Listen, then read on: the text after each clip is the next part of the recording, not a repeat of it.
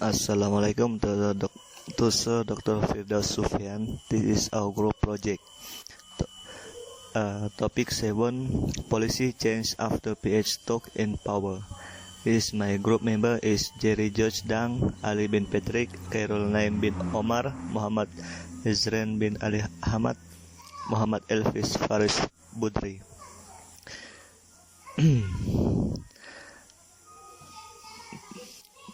Policy change after the PH take over the government. Pakatan Harapan is on PH political coalition in Malaysia, successor to Pakatan Rakyat. The author is Gagasan Sejahtera.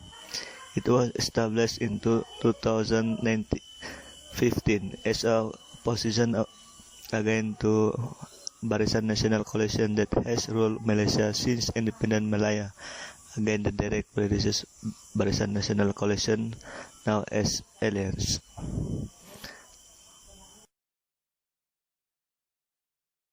During the year of the Pakatan Harapan government, not many changes were made because they still failed to catch the promise of the fourth general election campaign manifesto.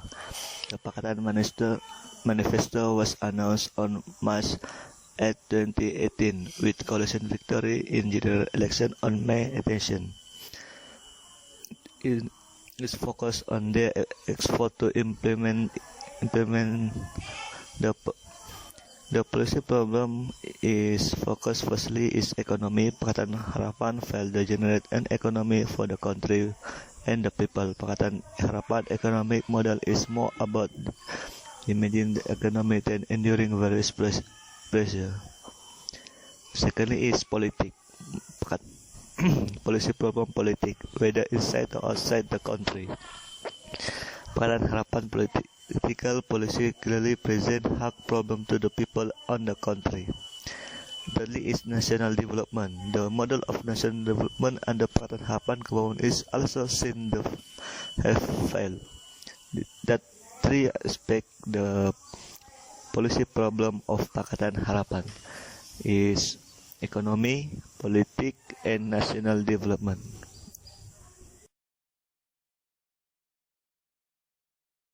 Objective and goal of the policy Pakatan Harapan government led by Tun Dr. Mahathir to analyze involve the assessment of issue of public interest with the objective of providing fact and statistic on the extent and impact of various government policy. The basic objective of public policy analysis is to assess to the extent to which the policy meet the purpose. Public policy analysis related the application of social science theory and method of analyzing that are important to society. Actor in creation of the policy. Malaysian government. The term government structure is used is portray the systematic framework within which policy formulation occur. It is defined as the institutional make-up of government and the higher level process within this institution of policy formulation and decision making. In this context, Malaysia is based on Westminster model. This includes, among other, monarchy head of the state. With such background, the supreme head of the country is ruled by Majesty the Yang di-Pertuan Agong, and constitutional monarchy require the king to delegate all his state power to the regent. The king is expected to act and advise of the prime minister, but has some discretionary power is appointing the prime minister and refusing to dissolve parliament. In other words, although the king is integral part of the parliament, it is only formality and he actually participates minorly in parliament. However, in area of Islam particular, the king holds overacting power.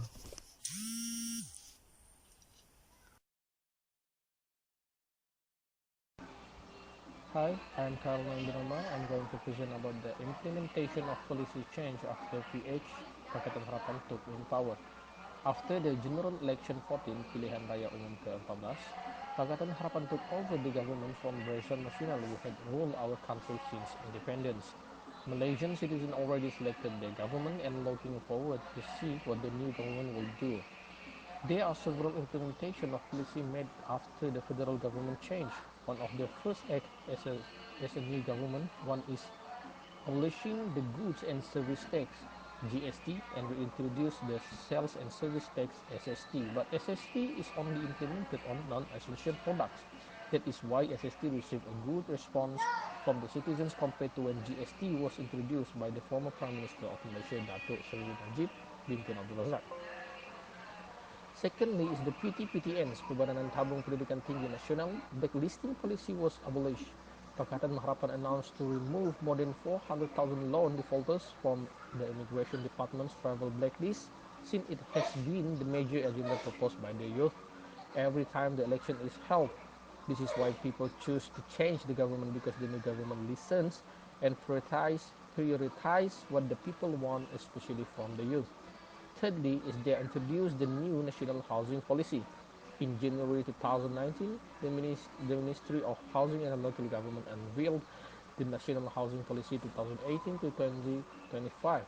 This new policy focusing largely on the bottom 40, which is B40 income group. This price of affordable homes has been kept at RM 300,000 and efforts to build more affordable housing. This is because the housing problems have been around for years in this country. Many B40 income groups not eligible to buy a house due to rising house prices every year. So with this new policy opens up more opportunities for more people, especially the B40 to own their first home. Fourth is they implemented the minimum wage policy. Malaysia's minimum wage was raised and streamlined nationwide. The new government listened to the voice of people to increase the minimum wage to RM 1,100 or RM 5.29 per hour. Since Malaysia first adopted a minimum wage system in 2013, the increment over the years has not been very significant. After the PH took over, they changed the minimum wage from 1,000 to RM 1,100. And the last but not least, the PH government announced that they will obtain a floating fuel prices, but assured that the RON 95 price will not exceed RM 2.20. After implementing this policy, the cabinet decided that the ceiling price for RON 95 must be reduced and limit the price to RM 2.08 per liter. So this is the implementation of policy change after PH took in power.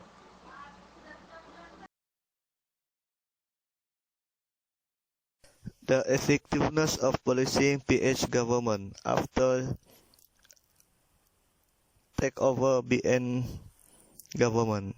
Firstly, establish the price of petrol. Barisan Nasional introduced the floating petrol price in order to reduce government expenditure on subsidy. Depending on oil price fluctuation, this was either a very good or clipping for Malaysian. Secondly, PTPTN. There are a number of initiatives aimed to resolving the many complaints about the PTPTN. First of all, borrowers currently earning less than 4 have been allowed to defer the start of their payment. Thirdly, public transportation. The original promise was to improve the quality and coverage of public transportation, neither of which really possible within a single year. Lastly is broadband. There were delays in getting internet service provider to cooperate and announce the new plan under mandatory standard access pricing regulation, but eventually happened. Since the broadband landscape in Malaysia has changed, not only have price drop, speed increased then fall. So this is the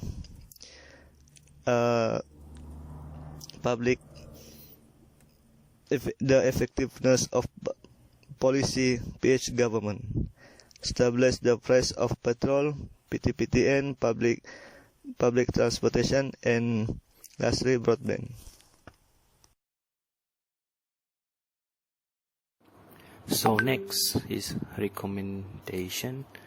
So what is policy recommendation? Based on 2013, policy recommendation can be said as a simply writing policy advice for a particular of group which has the authority in decision making. A policy recommendation is also simply writing policy advice prepared for some group that has the authority to make decisions, whether that is a cabinet, council, community, or other body. Policy recommendations are in many ways the chief product of the ongoing work of government managers to create and administer public policy. So in the context on Malaysian public policy, the policy recommendation exists whereby the minister hold a certain portfolio in federal government propose a bill in the parliament to try getting the approval from the members of the parliament and cabinet. For example, among the notable PH proposal in the replacement of the goods and services tax, which is GST, a value-added tax launched in 2015 with narrower sales and service tax SST that had been proceeded.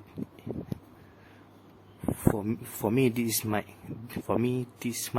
be considered as a policy recommendation whereby the Minister of Finance during that time prepared the policy option to be implemented after the claims the failure of the particular of policy. So the policy option will be implemented should get 2/3 majority for in the Parliament or House of Representatives. In preparing the policy recommendation, there are certain requirements need to be considered. So it includes of content of proposal, cost to implement the policy option, popular support, and lastly is deliberation. Firstly, we talk about content of proposal. The content of proposal refer to the what are supposed to be included in the proposal, which means the bill will be present in Parliament must have a proper content. The content should be detailed, comprised of the date where the bill will be enforced, the objective or the implementation of the bill, and the program will be launched under the bill purpose. As example, back to BN era during 2017, the RU355 had been proposed during that time, however only won the majority on 2019. For information, the RUU 355 was fall under Criminal Jurisdiction Act 1965 and it will be implemented. It is not ultra virus with the federal constitution and up to the particular state in Malaysia in enforce the RUU 355 since the jurisdiction of the religion was fall under the state estimated in the 9th schedule of federal constitution. As we can see, the content of the proposal of policy recommendation is more to option. It's the most important thing should be included. So, secondly, its cost to implement the policy is the biggest factor influence of the policy recommendation. So this one, according to adult and personal cost benefit analysis seems true entrance in the federal bureaucracy. Other than that, adult and personal state also, if government agencies should employ cost benefit analysis, then they should do so because it is a beneficial tool, not because the sum of compensation variation test or any relative test has basic moral weight. So thirdly is popular support. This term is the true political process where it have the first reading, second reading, House of Community, vote and royal consent. If all these steps has been true, that the policy can be established. Lastly is deliberation. Deliberation is approach to politics in which citizen, not just expert or politicians, we try facilitator who utilize variety of deliberative techniques. Citizens come together to learn about the issue, talk with the past, talk with each other, consider diverse points of view, discover key tensions and and value and spark the new ideas.